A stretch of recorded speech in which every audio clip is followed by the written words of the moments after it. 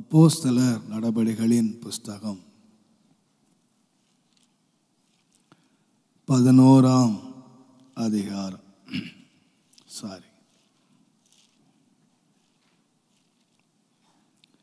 அப்போஸ்தலர் 13ஆம் அதிகாரம் 13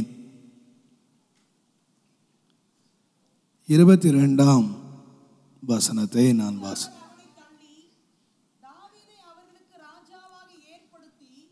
தாவீதை அவர்களுக்கு ராஜாவாக ஏற்படுத்தி ஈசாயின் குமாரனாகிய இருதயத்துக்கு ஏற்றவனாக நான் கண்டேன். எனக்கு சித்தமானவைகளை எல்லாம் அவன் செய்வான் என்று சொல்லி சாட்சியும் கொடுத்தார். 36ஆம் வசனத்தை நீங்கள் வாசிப்பீர்களானால், தன்னுடைய காலத்திலே சித்தத்தின்படி ஊழியம் செய்த பிறகு நித்திரை அடைந்தான். இங்கே சொல்லியிருக்கிறது, ஒரு மனுஷனை தள்ளுனாரா, ஒரு மனுஷனை ஏற்படுத்தினாரா? தள்ளப்பட்ட மனிதனும் தேவனால தெரிந்து கொள்ளப்பட்டவன் தான். தேவன்தான் அந்த சவுலை தெரிந்து கொண்டார். முதலாவது ராஜாவாக தேவனால் தெரிந்து கொள்ளப்பட்டவன் என்று பெயரெடுத்தவன் அவன்தான், த ஃபர்ஸ்ட் கிங். ஆனால் வேதம் சொல்லுகிறது, தேவன் அவனை ஒரு நாள் தள்ளித்தாரான். யார் தள்ளதுன்னா தேவனே தள்ளினார். ஆனால் இன்னொரு மனுஷனை ஆண்டவர் அந்த வேலைக்கு எடுத்தார். அந்த வேலைக்கு எடுத்து சாட்சி சொன்னார், இவனை என் இருதயத்துக்கு ஏற்றவனாக நான் கண்டேன். எனக்கு சித்தமானவைகளையெல்லாம் செய்வான் என்று தேவன் சாட்சி கொடுத்தார். அவர் சாட்சி கொடுத்தது மாதிரியே தாவீது தன்னுடைய ஜீவிய காலத்திலே தேவ சித்தத்தை செய்து, வேதம் சொல்லுகிறது, அவருடைய ஒவ்வொருக்கு ஊழியம் செய்த பிறகு நித்திரை அடைந்தான். இவன் நித்திரை அடைந்தான். நீங்கள் சவுலுடைய வாழ்க்கையை நீங்கள் வாசித்தீங்கன்னு கேட்டீங்கன்னா, அவனும் தேவனால் தெரிந்து கொள்ளப்பட்டவன் தான். ஆனால் அவனை சவுலை பற்றி எழுதியிருக்கு 1 நாளாகமத்தின் புஸ்தகம் 10ஆம் அதிகாரம் 14ஆம் வசனத்தை, அவனை யாரு கொன்னது? பயப்படாம சொல்லுங்க, அவர் கொன்னார் தான் சொல்லியிருக்கு. அதற்காக ஆண்டவர் சவுலை என்ன செய்தாரா? கொன்னுட்டாரா? காலத்துக்கு முன்னாக அவனை கொன்னுட்டாரு. அவன் யுத்தம் செய்ய பலன் இருந்துச்சு, அவனுக்கு யுத்த சேனை இருந்துச்சு. அவன் கடைசியில் அவன் வயதாகி சாகலை, யுத்தம் செய்ய தான் செத்தான். இப்போ யுத்தம் செய்கிறதுக்கு அவனுக்கு பலன் இருந்தது, யுத்தத்துக்கு போகிறதுக்கு அவனுக்கு பலன் இருந்துச்சு, தைரியம் இருந்துச்சு, எல்லாம் இருந்துச்சு. யுத்தத்தில் தான் சேர்த்தான். தேவனுடைய நாமத்துக்கு மகிமை உண்டாவதாக. அவனுடைய மரணத்தை குறித்து வேதம் சொல்லியிருக்கு, கர்த்தர் அவனை கொன்னுட்டு இன்னொருத்தனை அந்த இடத்துக்கு கொண்டு வந்தார். அங்கே சொல்லப்பட்டிருக்கு, தாவீதை ஈசாயின் குமாரனாகிய தாவீது வசமாக திருப்பினார்.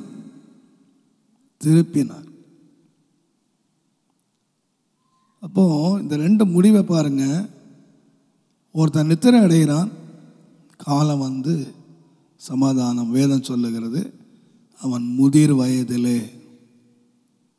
நல்ல சாவீதினுடைய மரணத்தை குறித்து எழுதும் பொழுது 1 நாளாகமத்தின் புஸ்தகம் தயவு செய்து 29ஆம் அதிகாரம் 28ஆம் வசனம் பாருங்கள். அவன் தீர்க்க ஆயுசும் ஐஸ்வர்யமும் மகிமையும் உள்ளவனாய் நல்ல முதிர் வயதில் மரணம் அடைந்து பின் அவன் குமாரனாகிய சாலமோன் ஆண்டவர் ஏற்படுத்த. ஒருவனை தள்ளுறாரு, ராஜ்யத்தை திருப்புறாரு.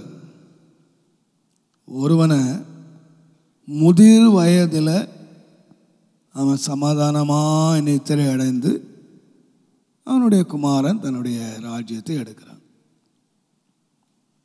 2 பேருமே தேவனால் தெரிந்து கொள்ளப்பட்டவர்கள். ஆனால் இவன் ஏன் நித்திரை அடைந்தான், சமாதானமா நித்திரை அடைந்தான் என்று சொன்னால், என் சித்தப்படி செய்வான், இருதயத்துக்கு ஏற்றவனாய் நான் கண்டேன், என் சித்தப்படி செய்வான். இப்போ தேவன் நம்மை அழைத்ததில் ஒரு நோக்கம் இருக்கு.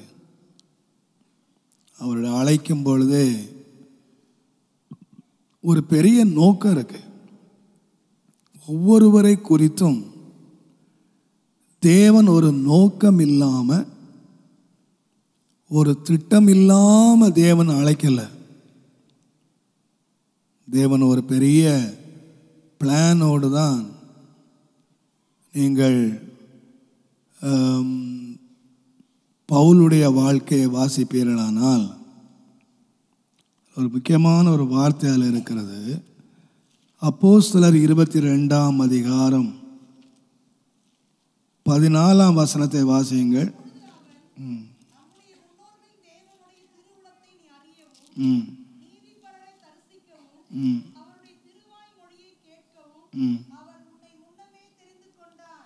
அவர் உன்னை முன்னமே தெரிந்து கொண்டார். நான் அந்த முழு சம்பவத்தை நான் சொல்ல விரும்பலை, இந்த வேடை மாத்திரம் நான் சொல்றேன்.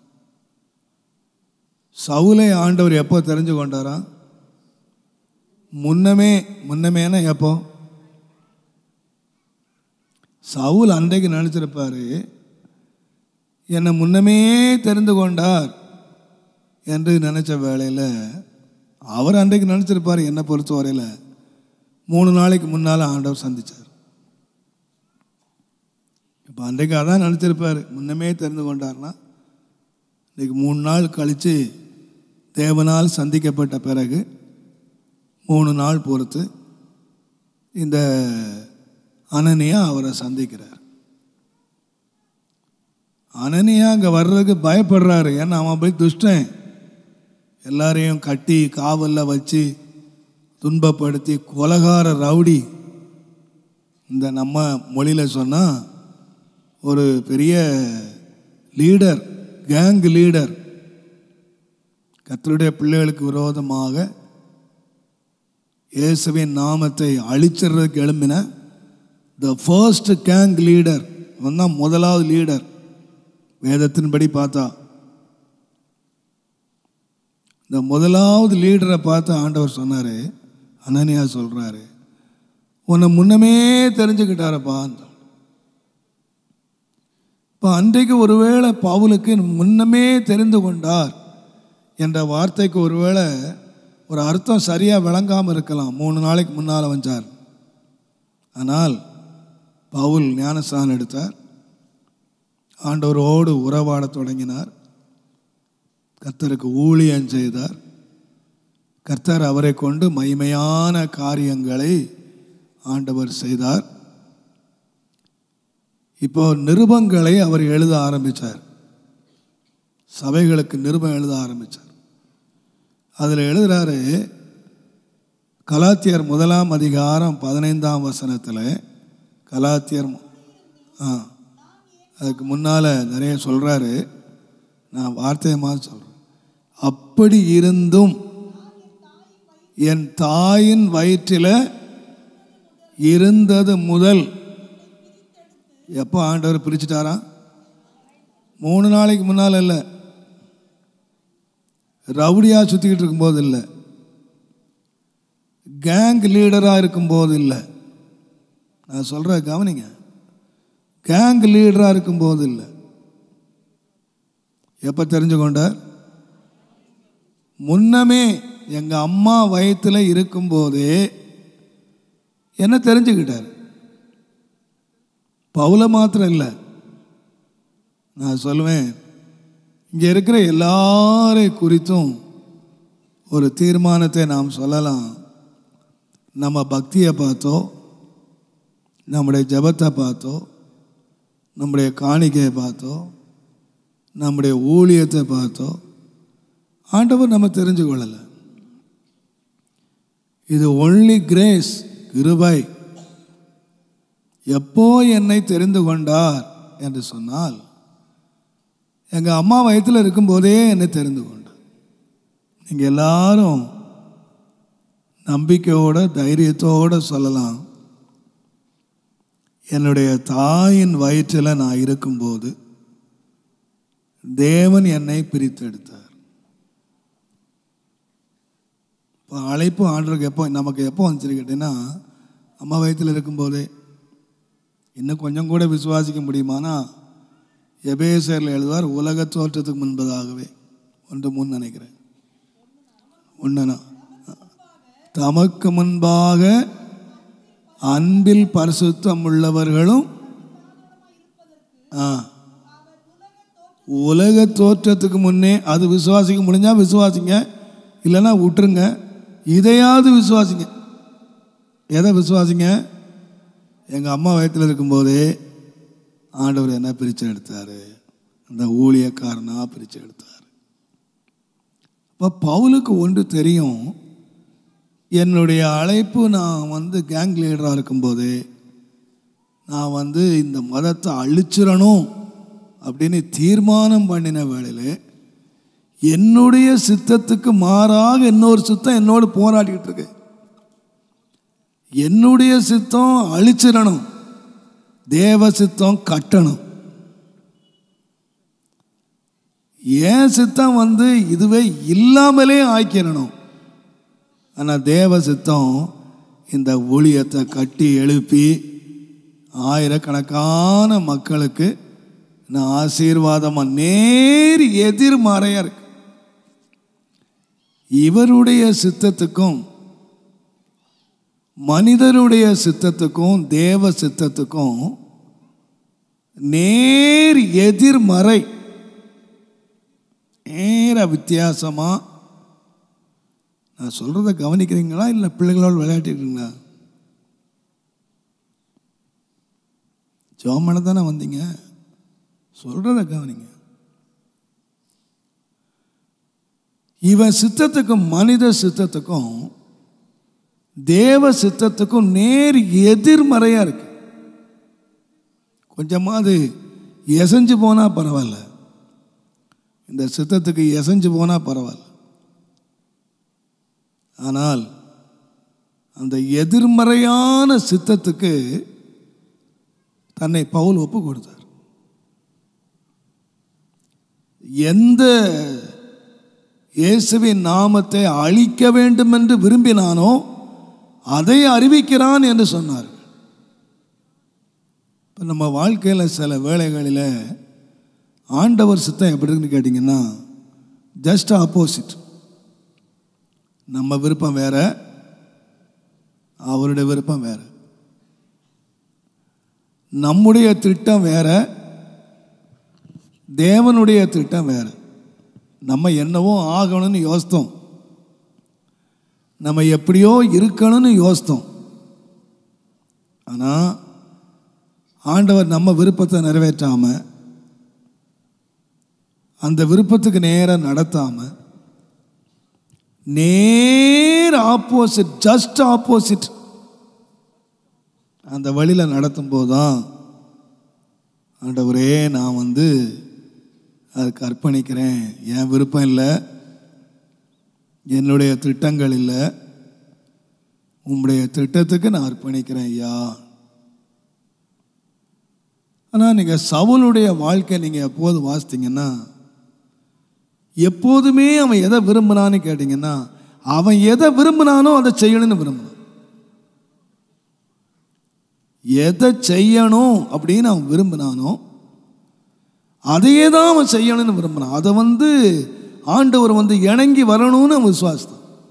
அதுக்கு தேவன் ஒத்தாசை பண்ணணும், அதுக்கு தேவன் உதவி செய்யணும், அப்படித்தான் அவன் நினைச்சானே தவிர, நீங்கள் எல்லா காரியங்களும் யோசித்து பாருங்க, ஆரம்பத்தில் இருந்தே அவன் செய்த காரியம் தன்னுடைய மன விருப்பங்கள் நிறைவேறணும், தன்னுடைய திட்டங்கள் நிறைவேறணும், தான் விரும்புகிறதுக்கு ஆண்டவர் பதிலளிக்கணும்.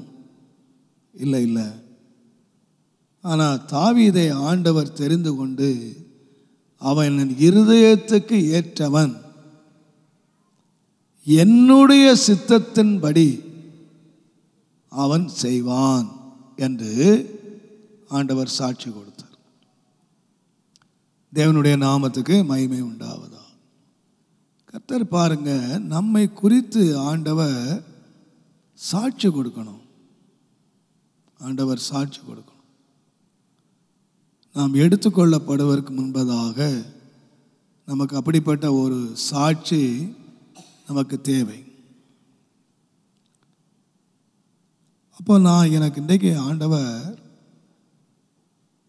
தேவ திட்டம் நிறைவேறுவதற்கு நம்மை அர்ப்பணித்தோம்.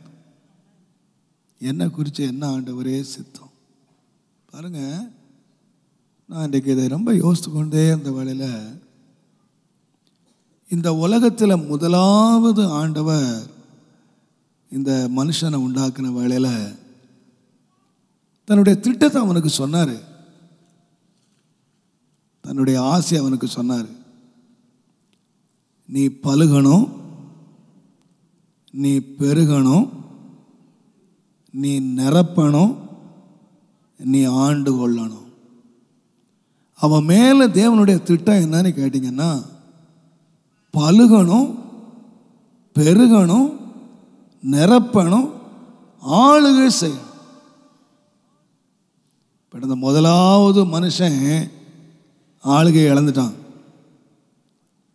இப்போ அவனை உண்டாக்கினதனுடைய காரணமே என்னன்னு கேட்டிங்கன்னா, இவன் பலுகி பெருகி நிரப்பி ஒரு பெரிய அதிகாரியா, ஒரு பெரிய ஆளுகிறவனா, இவன் பெரிய ஒரு ராஜாவா இருக்கணும் தான் ஆண்டவருடைய திட்டம். ஆனால் இன்றைக்கு ஓடி ஒளிகிற ஒரு மனுஷனா இருக்கிறான். ஏன் தெரியுமா அவன் ஓடி ஒளிஞ்சான்? யோபு சொல்வார் அவனை பற்றி. யோபின் புஸ்தகம் தயவு செய்து 31, 33 வாசிங்க.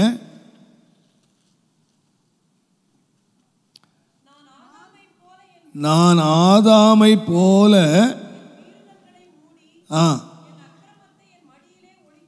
யார போல? இவர் சொல்றாரு யோபு, ஆதாமை போல என் மீறுதல்களை மூடி என் அக்கிரமத்தை என் மடியில் வச்சிருந்தேனா, நான் வச்சிருந்தேனா?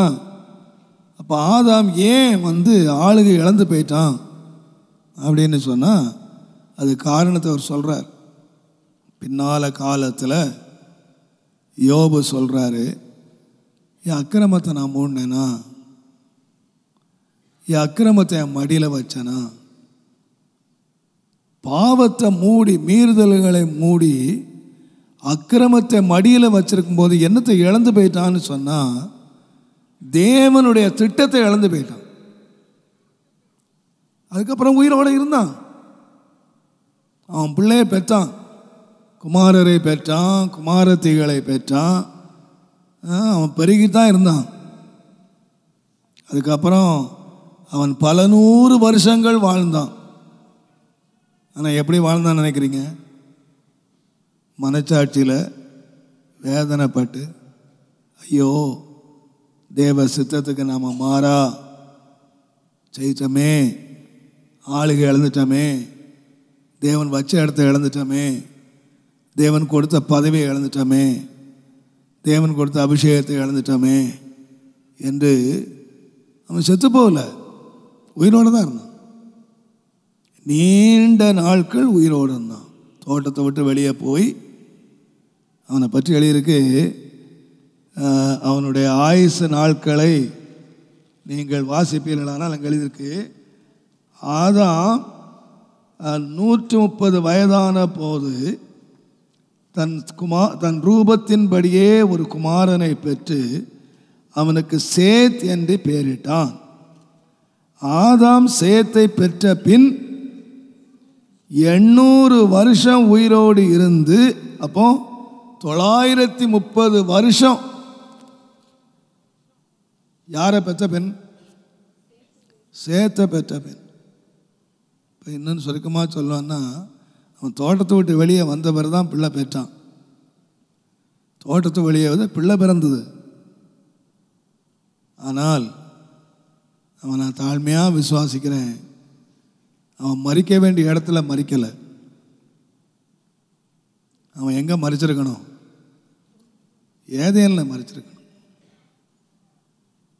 ஒரு ஆளுகிறவனாக மறிச்சிருக்கணும், ஒரு அதிகாரியாக மறிச்சிருக்கணும். ஆனால் அதிகாரத்தை இழந்து, எல்லாத்தையும் இழந்து நீண்ட நாள் வாழ்ந்தாலும் தேவன் வச்ச திட்டத்தை விட்டு மலகி, ஏன்னு கேட்டால், அக்கிரமத்தை நான் மூடினனா,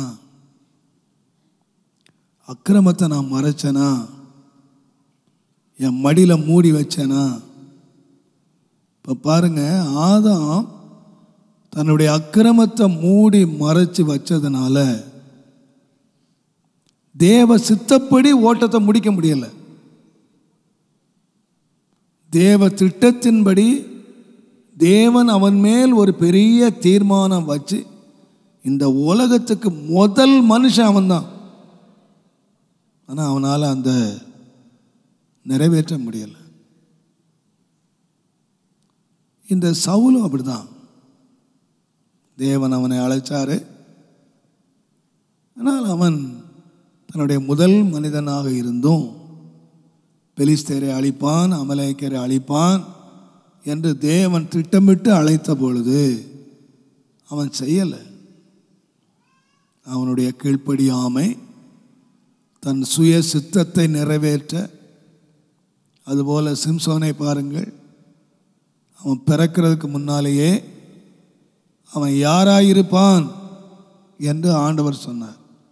இன்னும் கருவிலே உருவாகவே இல்லை. அவங்க அம்மாவுடைய கருவிலே உருவாகிறதுக்கு முன்னதாக தேவன் அவனுக்கு பெயரிட்டு அவன் பெலிஸ்தேரை அழிப்பான் என்று சொல்லி திட்டமிட்டு அவனுக்கு சொன்னான். ஆனால் திட்டம் நிறைவேறலை. அவனுடைய கண்கள் எப்போதும் மாம்ச இச்சைகளால் நிறைந்து, தன்னுடைய இச்சைகளை அவன் அழிக்காததுனால தேவ திட்டம் நிறைவேறாமல் போயிடுச்சு. இவைகளெல்லாம் நமக்கு ஒரு பெரிய எச்சரிக்கை. ஆதாம், சவுல், சிம்சோன் போன்றவர்களெல்லாம் நமக்கு ஒரு பெரிய எச்சரிக்கை. நான் வாழுகிற இந்த கொஞ்ச காலம், எவ்வளோ காலம் நம்ம ஆண்டவர் வச்சிருக்கிறார் தெரியாது. நாம் அந்த காலங்களிலே தேவனுடைய சித்தத்தை நிறைவேற்றோம் ஆனால், இருதயத்தில் விருப்பத்தை, அவருடைய விருப்பத்தை நிறைவேற்றுவோமானால் நாம் நித்திரை அடையலாம்.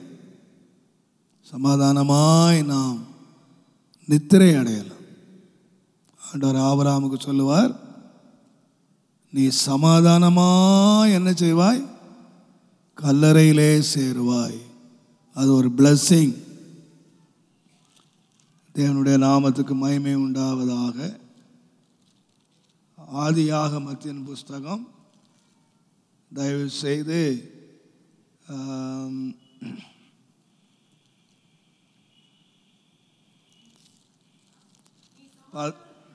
15ஆம் அதிகாரம் 15ஆம் வசனம் பாருங்க.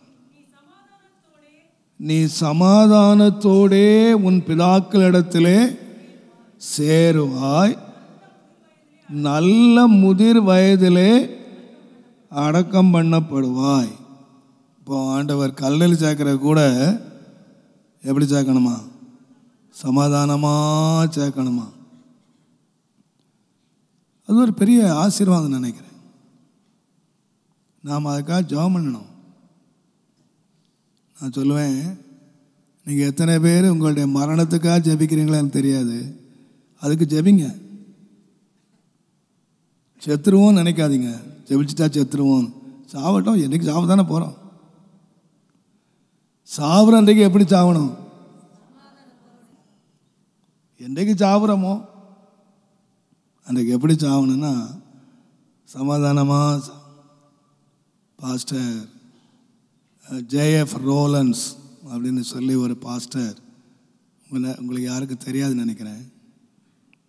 பாஸ்டர் சுந்தர ஐயாவுக்கு வெரி டியரஸ்ட் ஃப்ரெண்ட், ரொம்ப நெருங்கின ஒரு நண்பர்.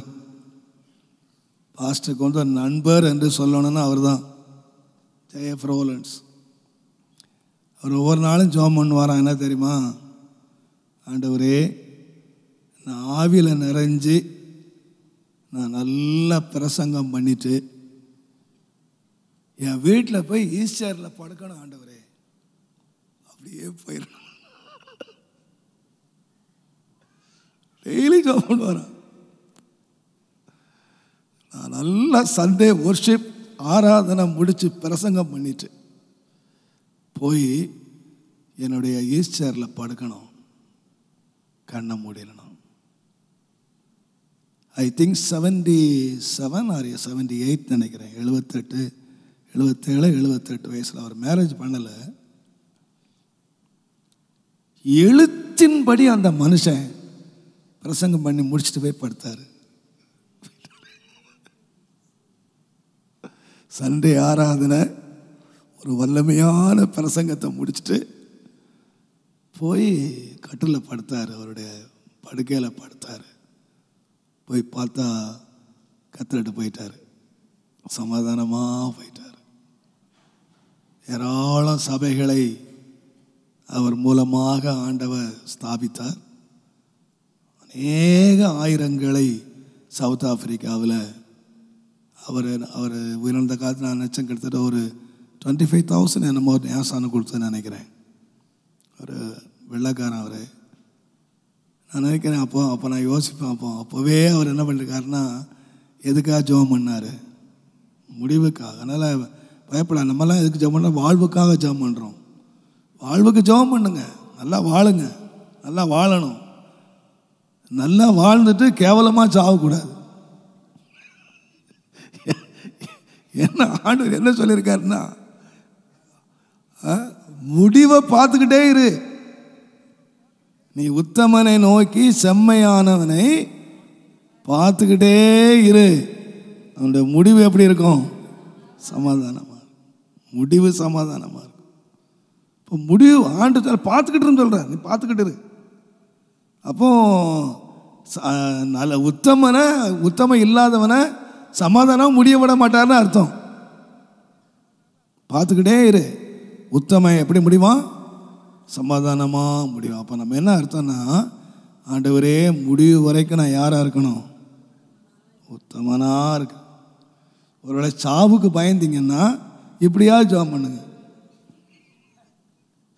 எப்படி ஜெபம் பண்ணுங்க? கடைசி வரைக்கும் உத்தமனாக இருக்கிறதுக்கு கிருபை தாங்க சுவாமி. என் கண்ணை மூடுற வரைக்கும் உத்தமனான கண்ணை மூடட்டும். இவன் ஜெபம் பண்ணான் பாருங்க, பீலையாம். நீதிமான் மரிப்பது போல, நீதிமான் நான் நினைக்கிறேன் எண்ணாம 23:10 23:10.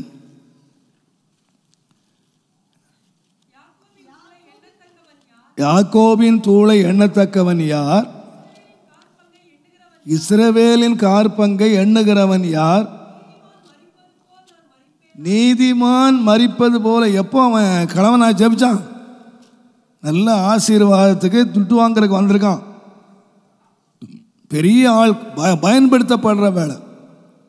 அப்போ ஜெபம் பண்ணாங்க, நீதிமான் மரிப்பது போல. ஆனால் மரிக்கலை. நீதிமானா மரிக்கலை, சமாதானமாக மரிக்கலை.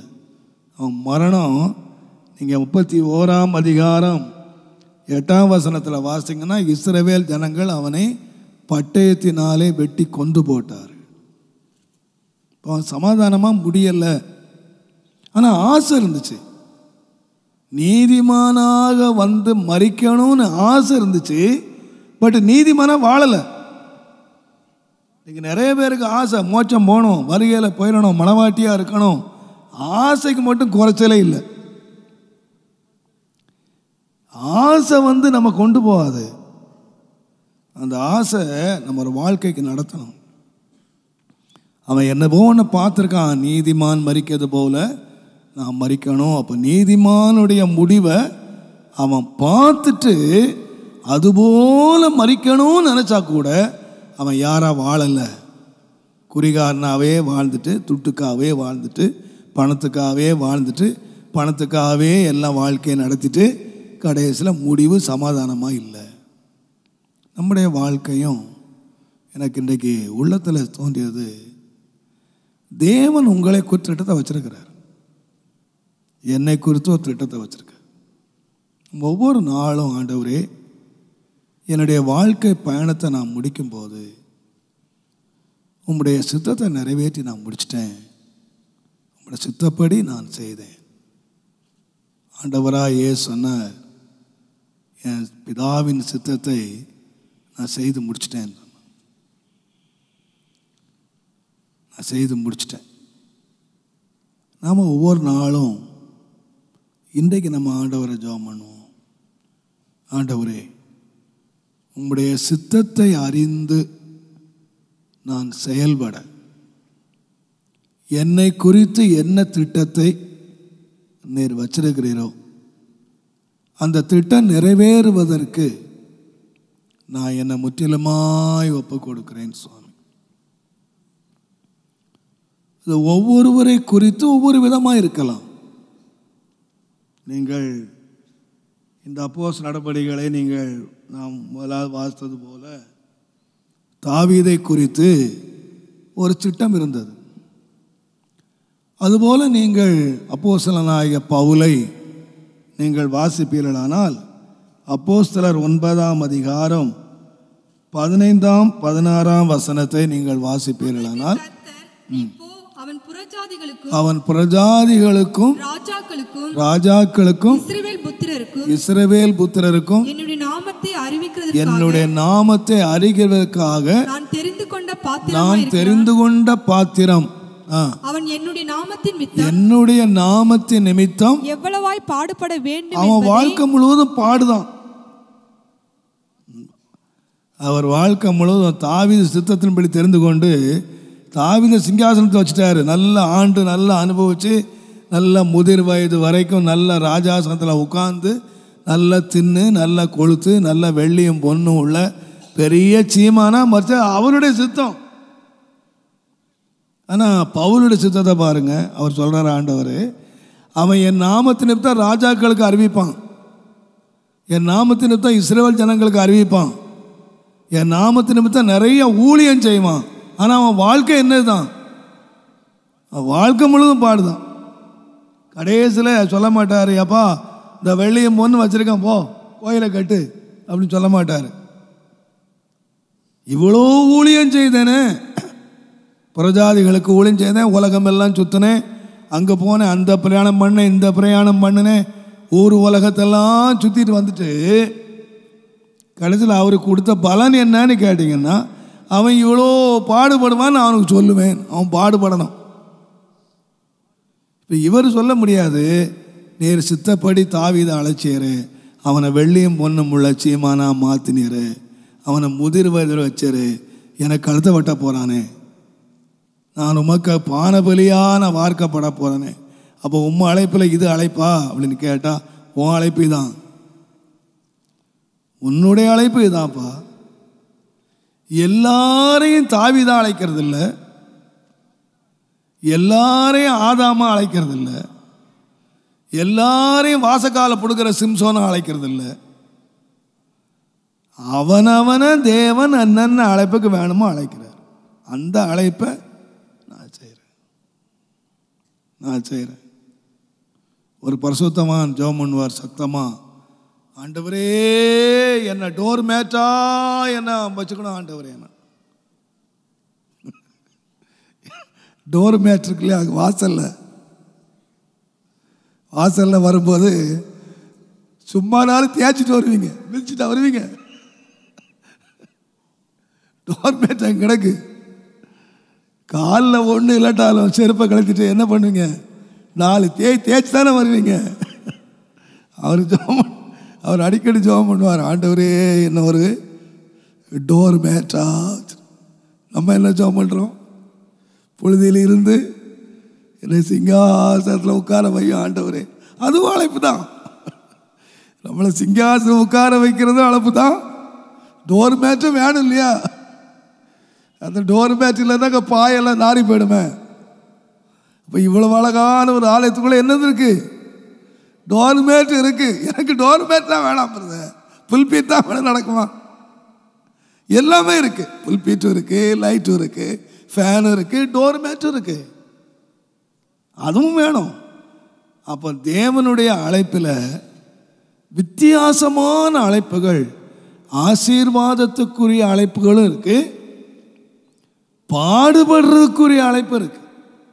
இல்லை நீங்கள் சொல்லக்கூடாது, அவனையே அப்படி அழைச்சிங்க, அவனை எப்படி நீங்கள் ஆசீர்வதிச்சிங்க, என்ன எதுக்கு இந்த அழைப்புக்கு வந்தீங்க,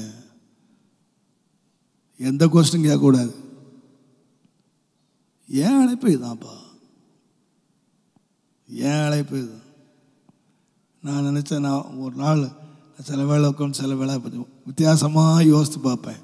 தாவீது என்னதான் சித்தத்தின்படி ஊழியம் செய்தாலும் அவர் மகிமையாக ஐஸ்வர்யம் உள்ளவனாக நீடித்த நாட்களாக அவர் மரித்தார், பிதாக்களோட பலன் சொல்லியிருக்கு.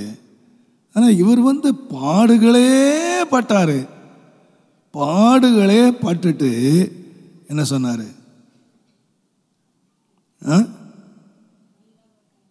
பவுல் என்னங்க சொன்னார் கடைசியில், இது முதல் தாவீது கிரீடத்தை வச்சுட்டு தான் கல்லறைக்கு போனார். இவர் கல்லறைக்கு போயிட்டு என்ன பண்ணாரு, என்ன ஒன்று பாருங்க, இவர் இவ்வளவு நாள் கிரீடத்தை வச்சுட்டு இப்ப பாடலை கட்டும் போது கிரீடத்தை எடுத்துட்டு பாடலை கட்டினான். ஆனா பவுல் இவ்வளவு நாள் பாடுபட்டுட்டு பாடலை கட்டின உடனே கிரீடம் வந்துருச்சான். அழகு பார்த்தீங்களா, ஆண்டவர் எவ்வளவு அழகா சரி கேட்டுறார், சரி கேட்டுறார். இவர் எனக்கு கிரீடம் இருக்குன்னு ஏன் முடிச்சாரு தாவீது, எங்க என்ன எழுதி வச்சிருக்கிறார் கிரீடம் எனக்கு இருக்குன்னு? இல்லை இல்லை, அனுபவிச்சாரு. சில நினைப்பாங்க தாவீது என்னெல்லாமோ அனுபவிச்சானு, கிரீடத்தை வச்சு தானே போனார். இவன் கிரீடத்தை அங்கே போயெல்லாம் வாங்கினான், பாடுகளே பட்டு. அவனை போல இல்லை, இவனை போல, ஏன் பேதுரு மாதிரி கூட இல்லை. பேதுரு பாதத்தில் கொண்டு எல்லாம் வெள்ளியும் பொன்னையும் நிலத்தெல்லாம் விற்று வச்சாங்க. இந்த பவுலுகா பாதத்தில் எவனும் வைக்கல, இருக்கிறதெல்லாம் எடுத்துட்டு தான் போனாங்க, எல்லாத்தையும் கொண்டு கொடுத்தேன்னு தான் சொன்னார். அப்போ பாருங்க, நம்முடைய அழைப்புகளிலே நீங்கள் அடுத்தவங்களை மாதிரி ஆக்கக்கூடாது.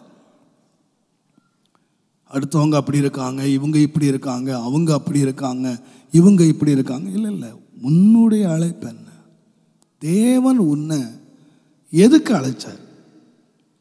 ஆண்டவரே, அந்த அழைப்பை நான் முழுமையாக நிறைவேற்றுவதற்கு எனக்கு உதவி செய்.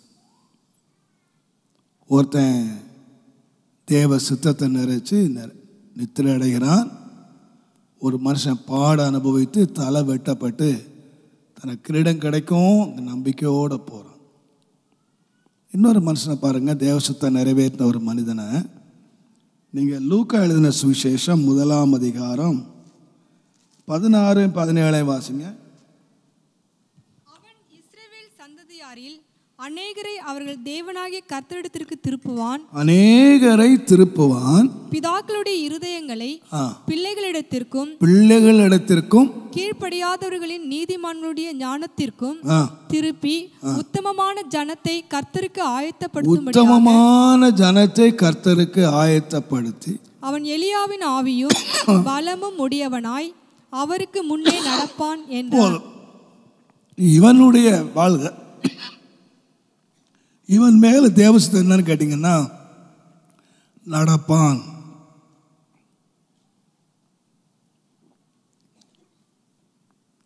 இந்த 3 சித்தத்தையும் யோசித்து பாருங்க. எனக்கு இந்த 3 வார்த்தை தான் எனக்கு ஆவியான ஒன்று. தன்னுடைய ஜீவிய காலத்தில் தேவ சித்தத்தை நிறைவேற்றி அவன் நித்திரை அடைந்தான். இன்னொருத்தன் தேவ சித்தப்படி பாடுகளை அனுபவிச்சான். இன்னொருவன் தேவ சித்தப்படி தேவனுக்கு முன்னால் நடந்தான். அது அவனுடைய சித்தம். ஆண்டவர் என்ன சொன்னார்னா, எனக்கு முன்னால் நடப்பான், எலியாவின் ஆவியும் பலமும் உள்ளவனாய் எனக்கு முன்னால் நடப்பான். கடைசர் நடந்தார், அந்த சித்தத்தை நிறைவேற்ற அந்த பணிவிடை ஓட்டத்தை யோவான் முடித்தான் இருக்கு. இப்போ நீங்களும் நானும் வித்தியாசமான ஒரு சித்தமாக இருக்கலாம். இன்றைக்கு ஆண்டவரே, உம்முடைய சித்தத்தை நாங்கள் எங்கள் வாழ்க்கையில் நிறைவேற்றுவதற்கு எனக்கு உதவி செய்ய மாட்டோம். அடிக்கடி நாம் ஜெபிச்சிருப்போம், தேவ சித்தம் என் வாழ்க்கையில் நிறைவேறணும், தேவ சித்தம் நிறைவேறணும்னு. ஆனால் இன்றைக்கு நம்முடைய தேவ சித்தத்தை அறியக்கூடிய ஒரு கண்ணை நமக்கு திறக்கணும் ஆண்டவர்.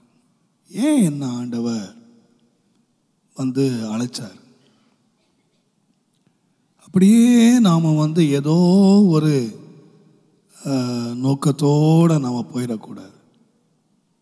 நம்ம அப்படியே கண்ணை மூடிட்டு எல்லார போல் அப்படியே வாழ்ந்துட்டு அப்படியே போயிடாம, தேவன் என்மேல் வைத்த ஒரு திட்டம், என்மேல் வைத்த ஒரு நோக்கம் நிறைவேறுவதற்கு நான் என்னை முற்றிலுமாய் நான் அர்ப்பணிக்கிறேன், என்னை முழுவதும் அர்ப்பணிக்கிறேன். ஒருவேளை அது நமக்கு வருத்தமாக இருக்கலாம், ஒருவேளை நமக்கு அது கஷ்டமாக இருக்கலாம், நம்ம பாதைக்கு நேர எதிர்மறையில் ஆண்டவர் நம்ம அழைக்கிறதா இருக்கலாம், ஒருவேளை நமக்கு பாடுகளே பங்காக நமக்கு இருக்கலாம். வெறும் கர்த்தருக்கு முன்பாக மாத்திரம் நடக்கிற ஒரு தனித்து நடக்கிற ஒரு வாழ்க்கையாக அது இருக்கலாம். என்னை முற்றிலுமாய் நான் ஒப்பு கொடுக்கிறேன் ஆண்டவரே. இந்த தேவ சித்தம் ஒரு மனுஷன் அறியணுமானால் நடக்க வேண்டிய பகுதி பாருங்க, உள்ளத்தில். உங்களுக்கு தெரியும், ரோமர் 12 அதிகாரம் 1 நீங்கள் வாசிப்பீர்களானால், சகோதரரே, நீங்கள் உங்கள் சரீரங்களை இப்படி இருக்க, எப்போதுமே நீங்க நம்மளால சொல்லியிருக்கேன், இப்படி இருக்க, ஆதலால், இந்த மாதிரிலாம் வருமானா நீங்க முன்னால வசனத்தை வாசிக்கணும். நீங்க பைபிள் வாசிக்கும் போது இப்படி இருக்க அப்படின்னா அப்படியே நீங்க வாசிட்டு போயிடக்கூடாது. இப்படி இருக்க, அப்படியானால், அதனால், ஆகையால், இந்த மாதிரி வரும்போது அதோட தொடர்ச்சி என்னங்கிறத நீங்கள் முன்னால் வாசித்தீங்கன்னா உங்களுக்கு விளங்கும். 11 அதிகாரம் கடைசி வசனம் சொல்லுகிறது, சகலமும் அவராலும், சகலமும் அவராலும் அவராலும் அவர் மூலமாயும் அவர் மூலமாயும் அவருக்காகவும் இருக்கிறது. நல்லா சொல்லுங்க. சகலமுன்னா எல்லாம்னா எல்லாம்னா சகலமும் தாங்க. அதுல என்னெல்லாம் இருக்கு?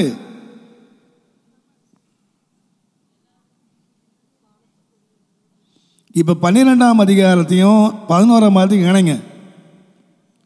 சகலமும் அவராலும் அவர் மூலமாயும் இருக்கவும் இருக்கிறது, என்றென்றைக்கும் அவருக்கே மகிமை உண்டாவதாக. ஆமென்.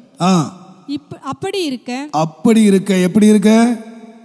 சகலமும் அவர் மூலமாயும் அவருக்காகவும் அவருக்குள்ளும் இருக்கிறது. இப்படி இருக்க சகோதரரே, நீங்கள் உங்கள் சரீரங்களை பரிசுத்தமும். சகலமும்ங்கிறதுல என்ன இருக்கு? உங்க சரீரம். சகலம்னா வானமும் பூமியும் அண்ட சராசரங்களும் அப்படி நினைச்சுக்காதீங்க.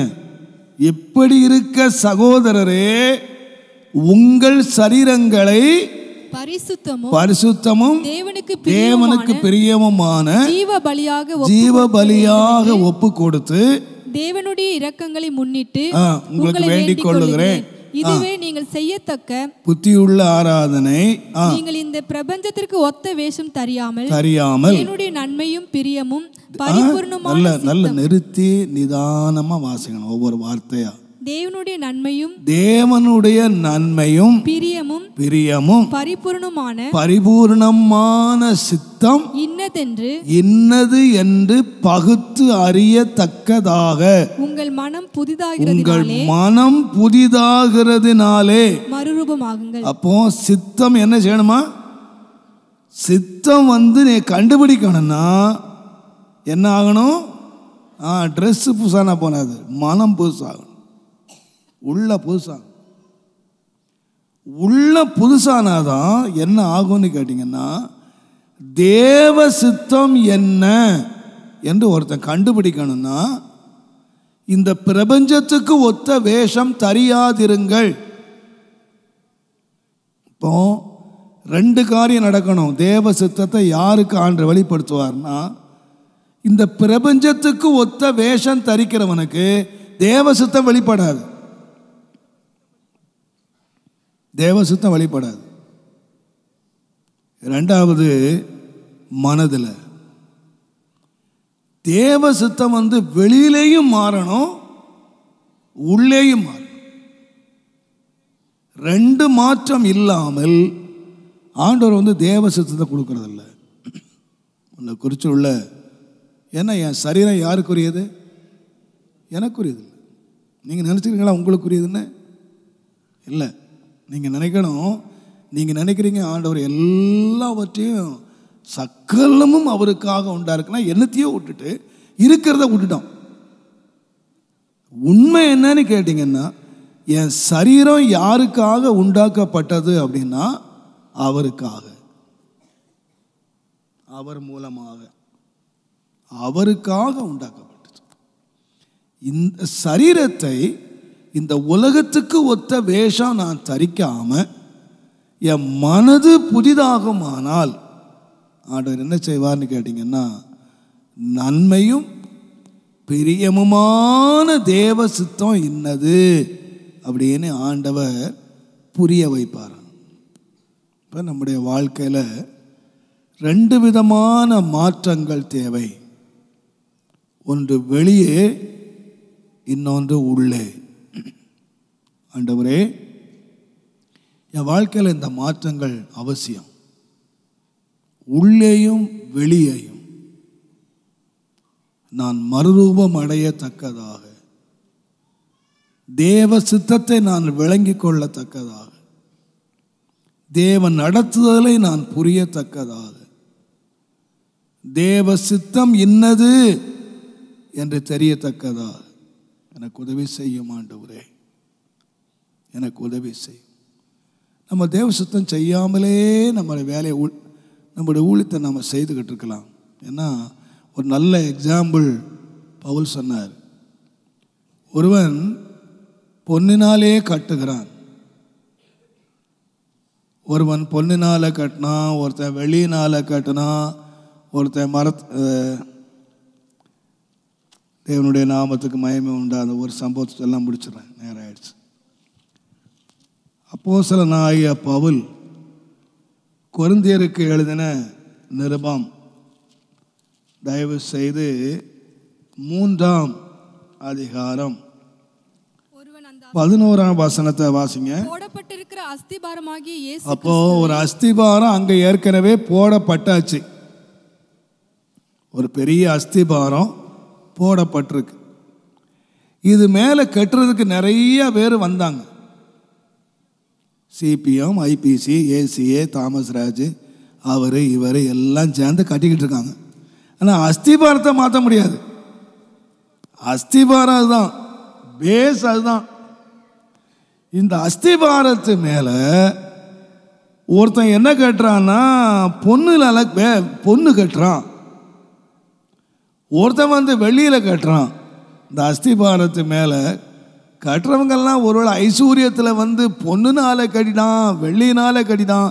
நீங்கள் யாரை பாராட்டுவீங்க? பொண்ணுனால கட்டினவந்தையா, நான் வந்து கோயிலில் பொண்ணில் கட்டினா என்னை எப்படி பாராட்டிருப்பீங்க? மண்ணில் கட்டினதுக்கே பாராட்டுறாங்க, பொண்ணில் கட்டியிருந்தா. ஒருத்தன் பொண்ணுனால கட்டுனானா, ஒருத்தன் வெள்ளியினால கட்டுனானா, விலையேறப்பட்ட கல், நவரத்ன கல்லை கட்ட, என்ன கல்லை கட்டினாங்க? ஒருத்தன் வந்து மரத்தில், ஒருத்தன் புல்லில், ஒருத்தன் வைக்கோல். அவன் எவ்வளோக்கு கில்லாடியாக இருக்கான். வைக்கோல்ல என்ன கட்டித்தான்? வீடு கட்டித்தான். அதுவும் என்னதான்? வீடு தாங்க, எல்லாம் வீடு தான், அதுவும் வீடு தான். வைக்கோல்ல கட்டின சொல்லிட்டு இருப்பான், அப்பா வீடு கட்டித்தான்ப்பா. பொண்ணில் கட்டினவன் இருக்கான். அப்போ ஒரே இடத்துல பொண்ணும் இருக்கு, வெள்ளியும் இருக்கு, மரமும் இருக்கு. இது கட்டுற வரைக்கும் இவர் உட்காந்து பார்த்துட்டு இருக்காரு. அஸ்திபாரம் போட்டவர் அவர் ஒன்றும் மூச்சே காட்டலை. ஏப்பா ஏன் மேலே வைக்கல வச்சு ஏப்பா கட்டுற அப்படின்னு அவனும் கேட்டதில்லை, யாரும் கேட்ட, அவரும் கேட்டதில்லை. பூச்சி கட்டுற வரைக்கும் விட்டுட்டாரு. சரி எல்லாம் கட்டி முடிச்சிட்டீங்களாப்பா? எல்லாம் முடிச்சிட்டோம், உமக்காக எல்லாத்தையும் செய்து முடிச்சிட்டோம். சரி, அவன் தேவதனை கூப்பிட்டாரு. ஏப்பா தீ கொளுத்துப்பான். வைக்கோல் கட்டினவன் என்ன அழகா கட்டி, அழகா பெயிண்ட் அடிச்சு என்ன அழகா வச்சிருப்பான். பார்க்குற பியூட்டிஃபுல்லா என்ன அழகா வச்சிருப்பான். அவன் தானே வேலைப்பாடு ஜாஸ்தி பண்ணியிருப்பான். ஏன்னா வைக்கோலில் கட்டியிருக்கான். வெளியே வைக்கோல் மாதிரியே தெரிஞ்சிருக்கும். ஆண்டவர் என்ன பண்ணாராம்? தீ வச்சு கொளுத்திட்டாராம். அவ்வளோத்தையும், வைக்கோலையும் கொளுத்திட்டாரு, மரத்தையும் கொளுத்திட்டாரு, மண்ணை எல்லாத்தையும் கொளுத்தி தீ வச்சு கொளுத்திட்டாரு. கொளுத்துனா அன்றைக்கு தான் தெரியுமா அவன் என்ன வேலை செய்திருக்கான், அவனுடைய வேலைப்பாடு. அப்ப இது வரைக்கும் என்ன சாமர்த்தியங்க? பொண்ணு வீட்டையும் மண்ணு வீட்டையும் ஒரே மாதிரி கட்டிருக்கான, என்ன சாமர்த்தியம் அவனுக்கு? பொண்ணுக்கு மண்ணுக்கு என்ன தெரியல, ஏன்னா அன்றைக்கு தானே வெளியாகும்னு சொல்லியிருக்கு. அப்போ அது வரைக்கும் என்ன ஆகல? இது மண்ணு, இது வைக்கோல் அப்படின்னு தெரியாத அளவுக்கு என்ன சாமர்த்தியமா பொண்ணு வீட மாதிரி மண் வீட்டை கட்டிட்டாங்க. நீ கண்டுபிடிக்க முடியாது அந்த வீட்டை. இது மண்ணு, இது வைக்கோல், கண்டுபிடிக்கவே முடியாத அளவுக்கு சமர்த்தா கட்டிட்டான். ஆனால் ஒரு நாள் எல்லா வேலையும் வெளியே வந்துடும். யார் யார் என்ன வேலை செய்தான், எப்படி வேலை செய்தான். அப்போ நான் சொல்லுவேன், இந்த வீடு என்ன செய்யணுமா, அவனுடைய வேலைப்பாடு வெளியாகும். நாளானது அதை விளங்க பண்ணும். வேலைப்பாடு எத்தன்மை உள்ளதென்று அக்கினியானது பரிசோதிக்கும். அஸ்திபாரத்தை எப்படி மேலே கட்டியிருக்காங்கன்னு அக்கினியானது ஒரு நாள் வெளியே வரும். எல்லா வேலைப்பாடும் எல்லாம் வெளியே வரும். அப்போ அவங்கவுங்க தங்களுடைய சாமர்த்தியம், தங்களுடைய திறமை, தங்களுடைய அனுபவங்கள் இவைகள் எல்லாத்தையும் காட்டிட்டாங்க. ஆனால் எந்த வீடு நிலைச்சிருக்குன்னா அவருடைய சித்தத்தின்படி செய்தவனே நிலைத்திருப்பான். யார் நிலைச்சிருக்க போகிறேன்னு கேட்டிங்கன்னா அவருடைய சித்தப்படி. ஆண்டவரே இந்த பேஸ் இங்கே போட்டிருக்கு, இந்த கண்பலையாகி இந்த பேஸில் ஆழமாக தோண்டி அந்த வீட்டின் மேலே கர்த்தருடைய வசனத்தின்படி, தேவனுடைய திட்டத்தின்படி, தேவன் சொன்ன வார்த்தையின்படி அந்த வீட்டை ஒருத்தன் கட்டியிருந்தா அந்த வீடு நிலைச்சிருக்கும்.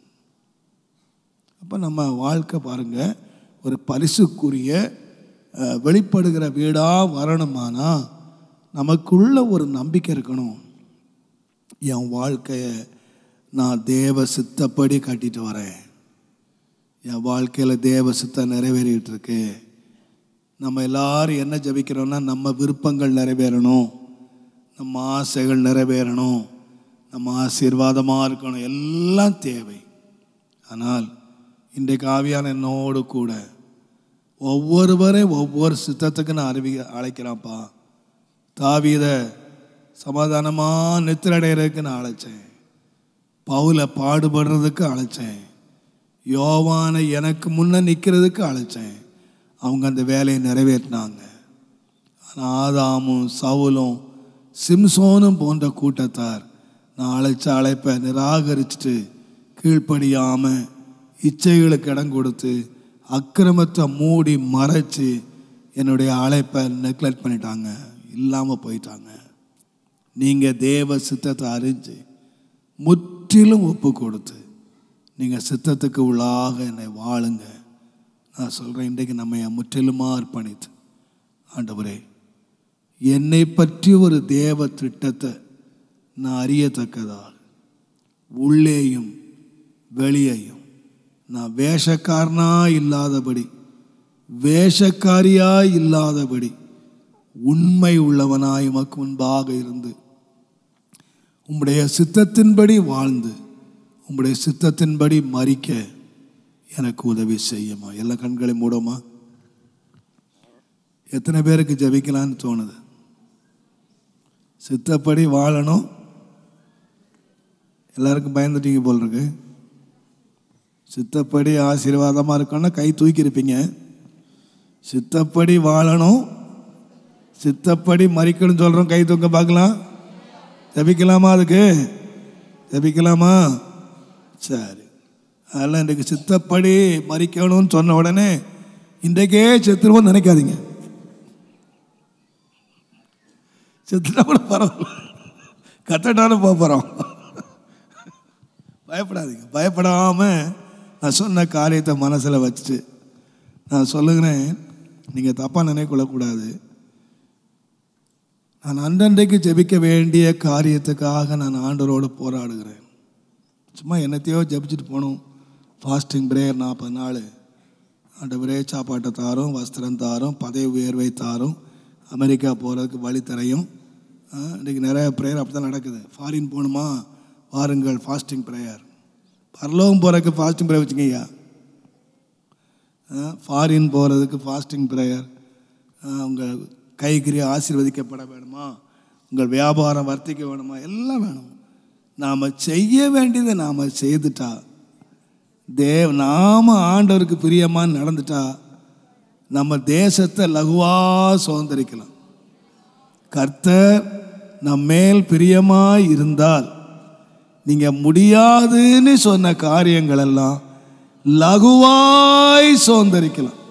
அதனால் நீங்கள் உங்களுக்கு எத்தனை பேருக்கு விருப்பமாக இருக்கு தெரியாது. ஆனால் நான் ஜெபிக்க சொல்கிற காரியங்கள் ஏன் மனசில் படியோ, ஏன் திட்டப்படியோ, ஏன் விருப்பப்படியோ நான் தேர்ந்தெடுக்கலை.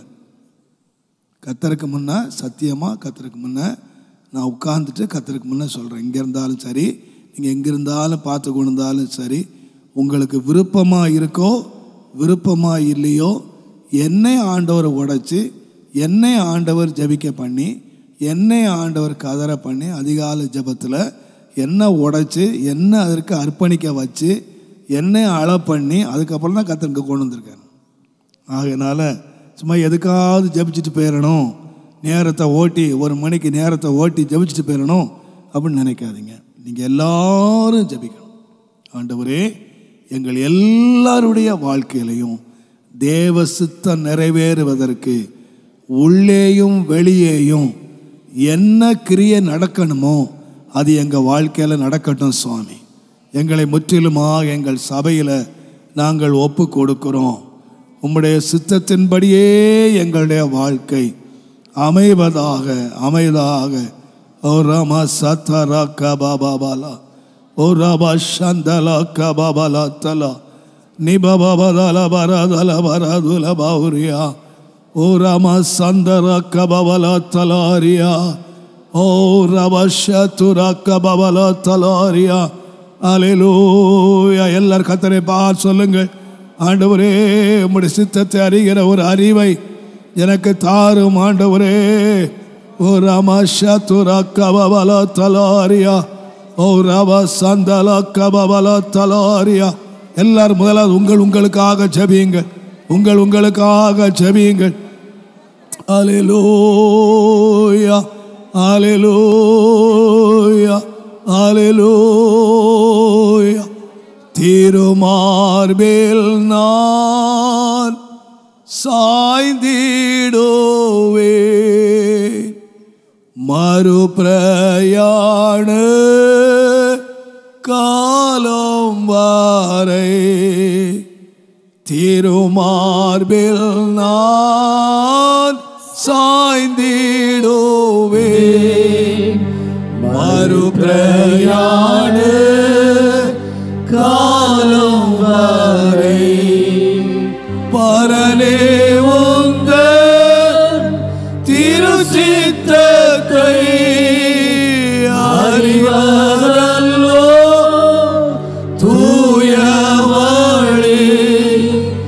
பரனே உந்தன் திருச்சித்தத்தை அறிவதல்லோ தூயவளே. உம் சித்தம் போல் என்னை என்று பரனே நீ நடத்தும்.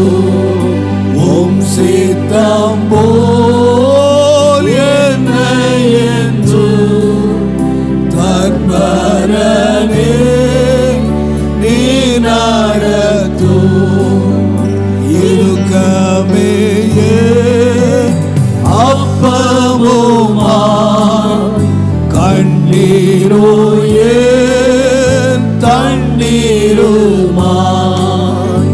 இடுக்கமேயே அப்பமுமா கண்ணீரோ ஏன் தண்ணீருமா.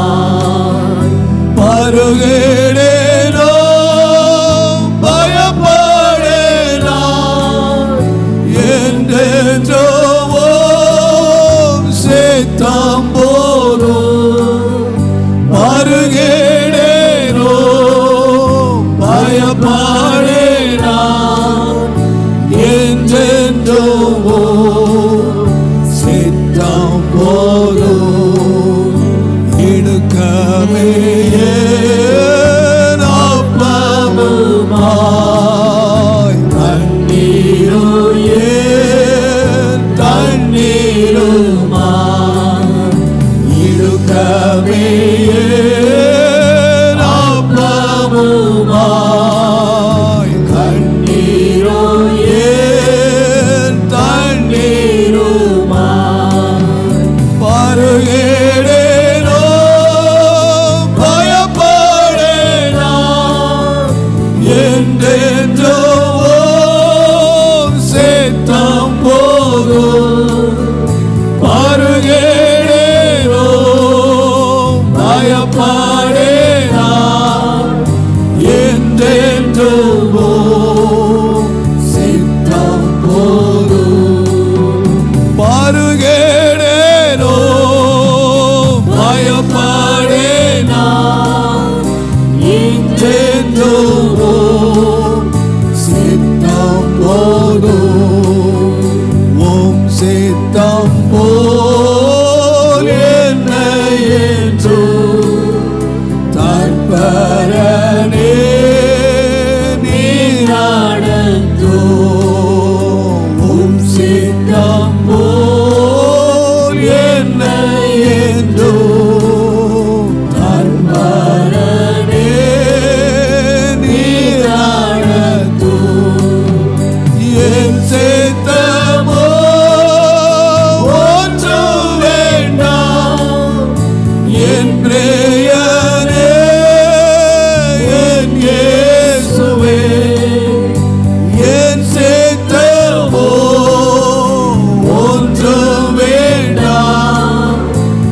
என் பிரியனே என் இயேசுவே என் சேத்தமோ ஒன்றும் வேண்டாம் என் பிரியனே என் இயேசுவே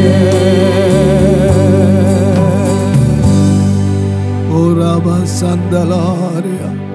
நான் வழக்கமாக ஜபிக்கிறது போல ரெண்டு பேராக கைகளை கோத்து ஒருவர் முகத்தை ஒருவர் பார்த்து, ஆண்டவரே சைட்லலாம் பிடிக்காதீங்க, ஒருத்தர் முகத்தை ஒருத்தர் பார்த்து ரெண்டு கைகளையும் அவங்க ரெண்டு கையை நீங்கள் கோருங்க, அவங்க ரெண்டு கையை நீங்கள் பிடிங்க, உங்கள் கையை அவங்கள்ட்ட கொடுங்க.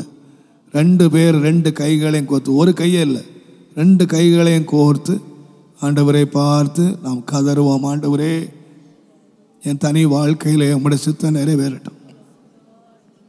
எங்கள் குடும்பத்தில் ஊழியத்தில் எல்லாரும் கர்த்தரை நோக்கி பாபா தலாரி என் சித்தத்தின்படி அவன் செய்வான் என்று சாட்சி கொடுத்தாரே, அப்படி ஒரு சாட்சி உள்ள ஒரு வாழ்க்கையை ஓ ராமா சந்தரா கபவலா தலாரியா அம்பலவரா தலா கபவலா தலாரியா ஓ ராமா சந்தரா கபவலா தலாரியா.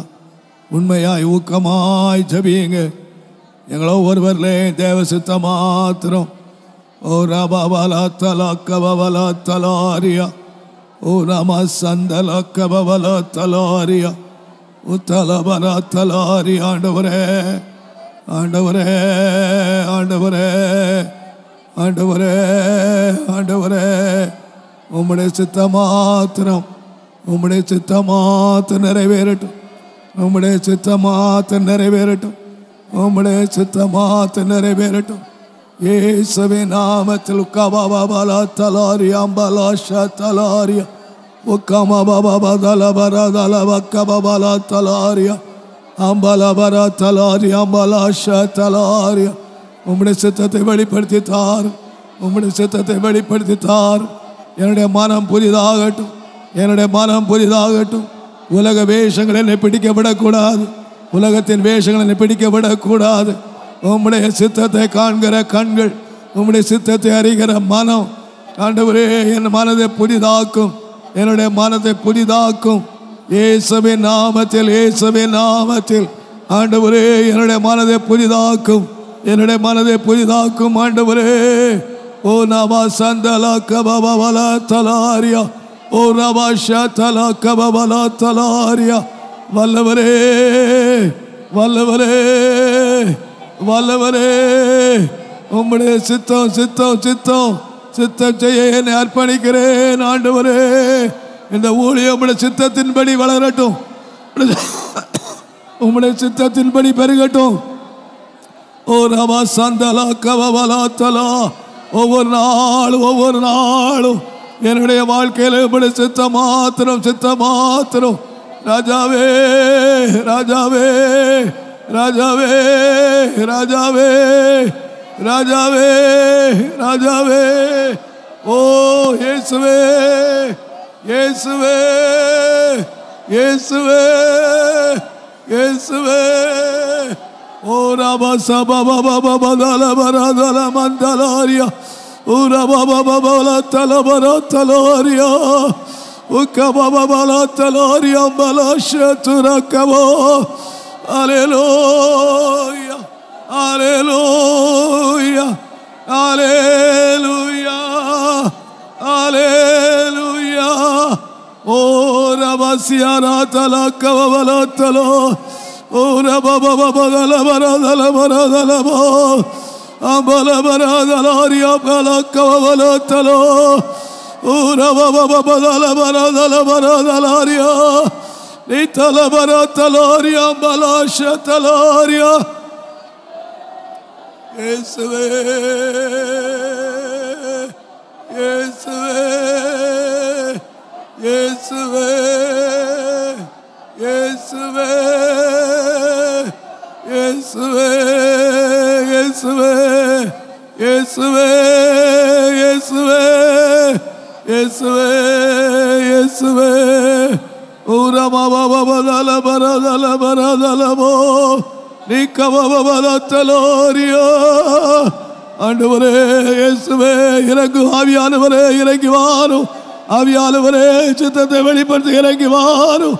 உரவலத்தலோரியம் பலோ சத்தலோ கவவா உரவவவதல பரதல பரதல லித்தலவவலத்தலோரியம் பலோ சத்தலோ கவவா உரவவவவவதல பரதலரியா.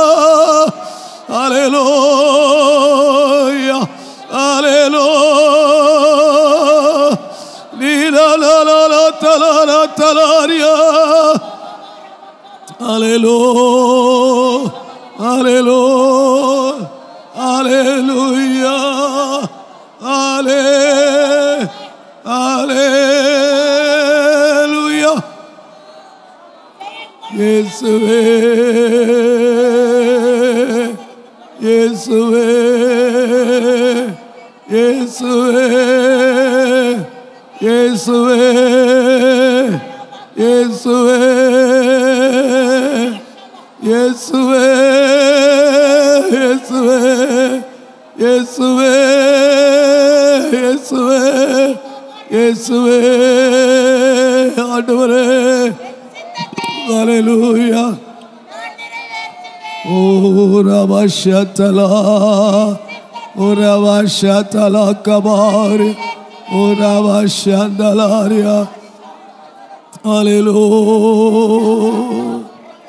கர்த்தரின் சித்தம் செய்திட நித்தம் தத்தம் செய்தே என்னை அர்ப்பணித்தே. கர்த்தரின் சித்தம் செய்திட நித்தம் தத்தம் செய்தே என்னை அர்ப்பணித்தே. இயேசுவல்லால் ஆசை எப்போவேனில் வேறு இல்லை என்றும் எனக்கவர் ஆதரவே. இயேசுவல்லால் ஆசை எப்போவேனில் வேறு இல்லை என்றும் எனக்கவர் ஆதரவே. ஆனந்தமா இந்த காரானேடுவே தூய பிதாவின் மூலம் தரிசிப்பே. ஆனந்தமா இந்த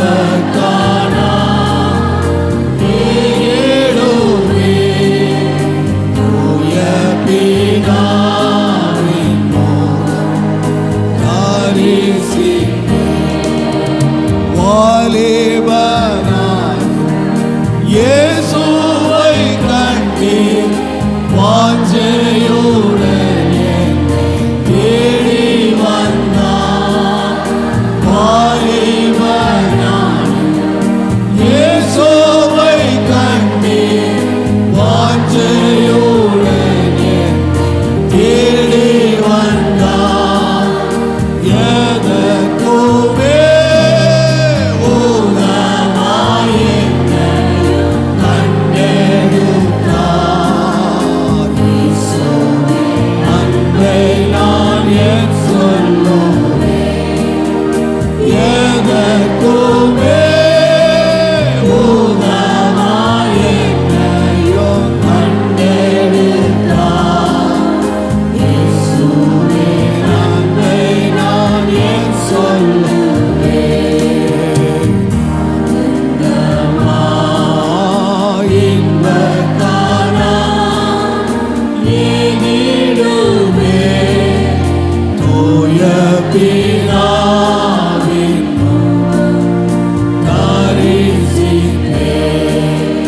கர்த்தரின் சித்தம் செய்திட நித்தம் தத்தம் செய்தே அர்ப்பணித்தே. கர்த்தரின் சித்தம் செய்தே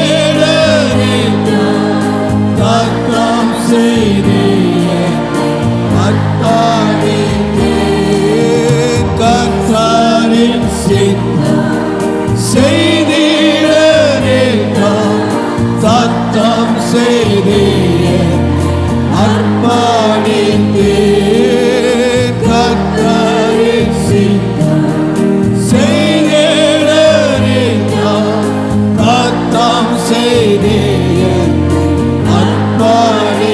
எத்தனை பேர் சொல்ல போறீங்க?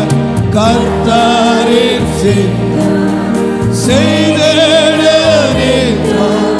சத்தம் செய்தே அன்பாடித்தேன்.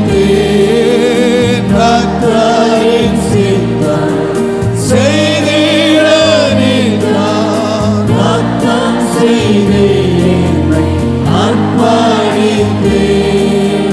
இயேசு அல்லாஹ் ஆசையின் பூரியில் வேறே இல்லை. என்றும் எனக்கவர் ஆதரவே. இயேசு அல்லாஹ் ஆசையின் பூரியில் வேறே இல்லை. என்றும் எனக்கவர் ஆதரவே. ஆனந்தமா இன்பக் காணான் ஏழுவே தூய பிதாவின் மூலம் பரிசிப்பேன். ஆனந்தமா இன்பக் காணான் ஏழுவே தூய பிதாவின் மூலம் பரிசிப்பேன்.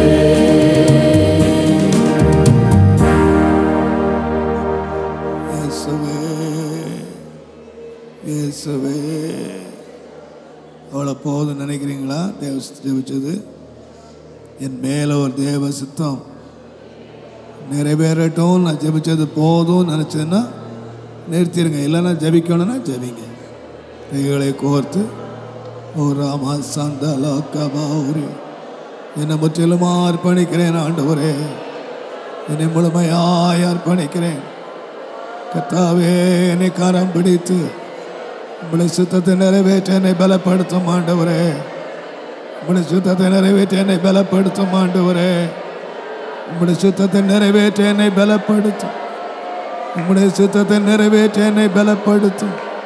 உங்களுடைய சுத்தத்தை அறிகிற இருதயத்தை எனக்கு தாரும். உங்களுடைய சுத்தத்தை அறிகிற இருதயத்தை எனக்கு தாரும். ஓ ராமா சந்தல பரத்தலோ கபௌரியா ஓ ராமா சந்தலோ கபவலோ தலோரியா ஓ ராமா சந்தலோ கபௌரியா. சுத்தத்தின்படியே எங்கள் ஊழியத்தை முடிக்க, சுத்தத்தின்படியே எங்கள் வீட்டை முடிக்க ஆண்டவரே ஆண்டவரே.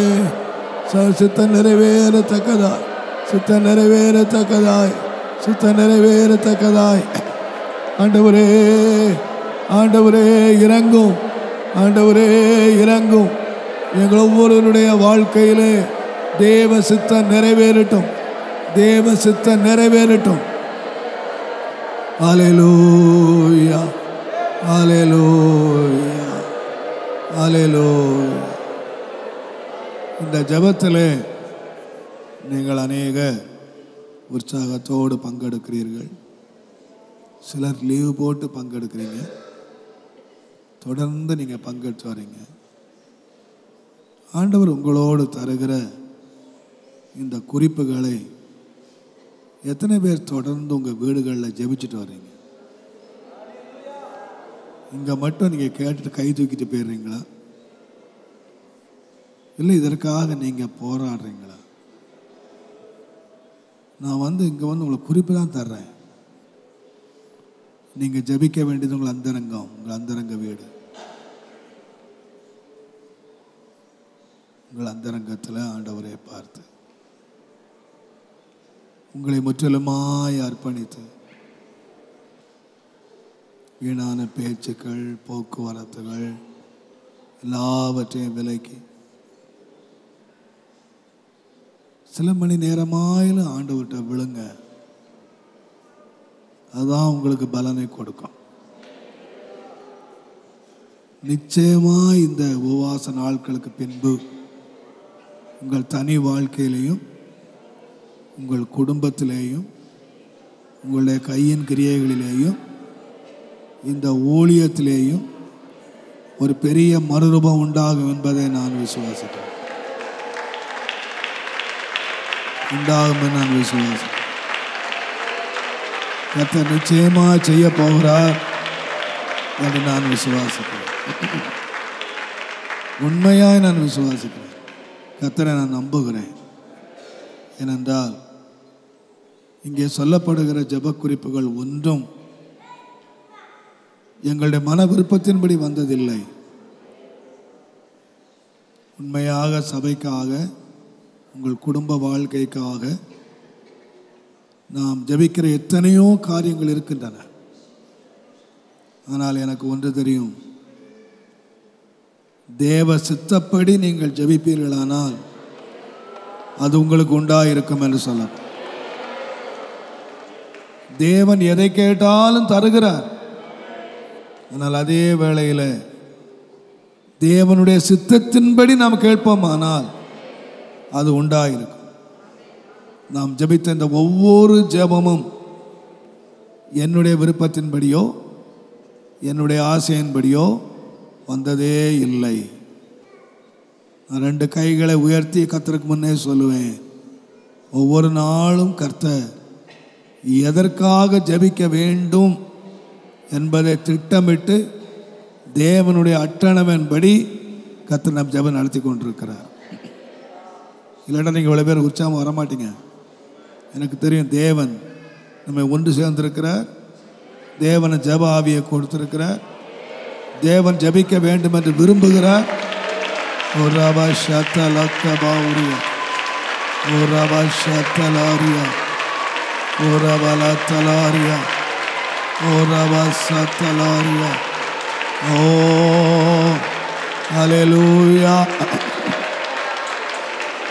நீங்கள் உண்மையாய் விசுவாசிப்பீர்களானால் உங்கள் தனி வாழ்க்கையிலே மாத்திரம் அல்ல, இந்த ஜெபத்திலேயும் தேவனுடைய திட்டம் இருக்கிறது. இந்த ஜெபத்திலே தேவ நோக்கம் இருக்கிறது. இந்த ஜெபத்திலே தேவனுடைய வழிநடத்தல் இருக்கிறது. தேவனுடைய பெரிய தீர்மானம் இருக்கிறது. இந்த ஜெபத்துக்கு பின்பாக தேவனர் முடிய வைத்திருக்கிறார். தேவனர் முடிய வைத்திருக்கிறார். ஒரு பெரிய தேவனர் பெரிய விரிவாக்கத்தை நீங்கள் நான் எதிர்பாராத அளவில்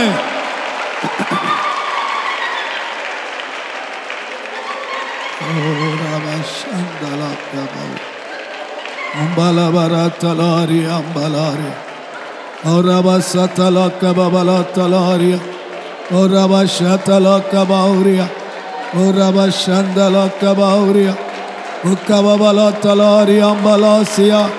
கைகள் தட்டி கர்த்தரை துதியுங்க. கைகள் தட்டி தேவனை துதியுங்க. தேவன் செய்ய போற கிரியைகளுக்காக கர்த்தரை துதியுங்க. ஓ ரபஷத்தலக்கபௌரியா ஓ ரபஷந்தலாரி.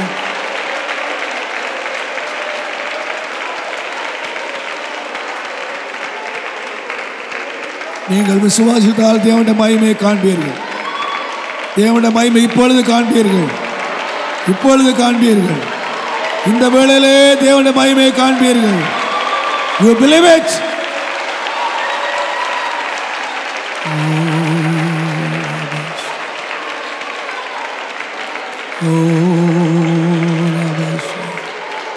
Nitalabara taloria, Nirabala taloria, Orabala taloria. தேவனே செய்ய போற கிரியைக்காக நன்றி.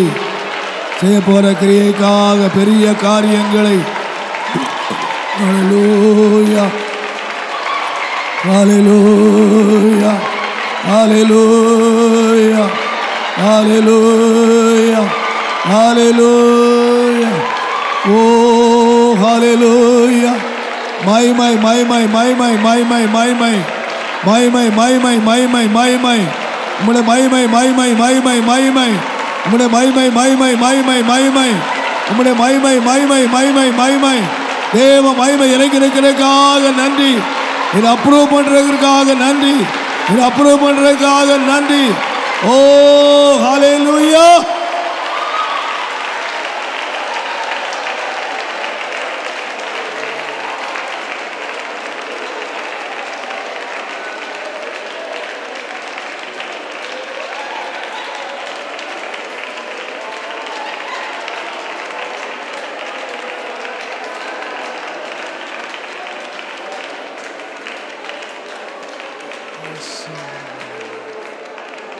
இயேசுவே இயேசுவே இயேசுவே இயேசுவே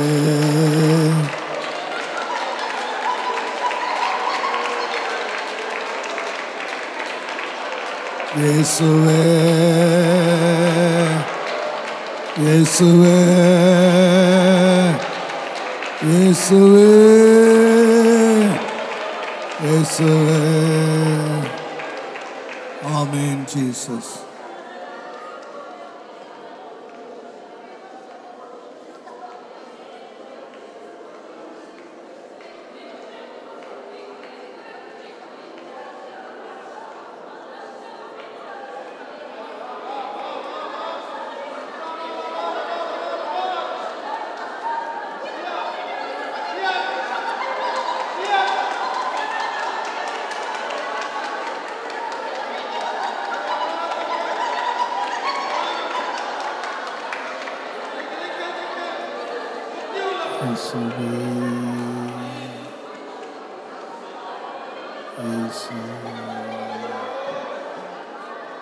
இயேசுவே இயேசுவே Jesus. Amen. Amen Jesus. Amen Jesus. Amen Jesus.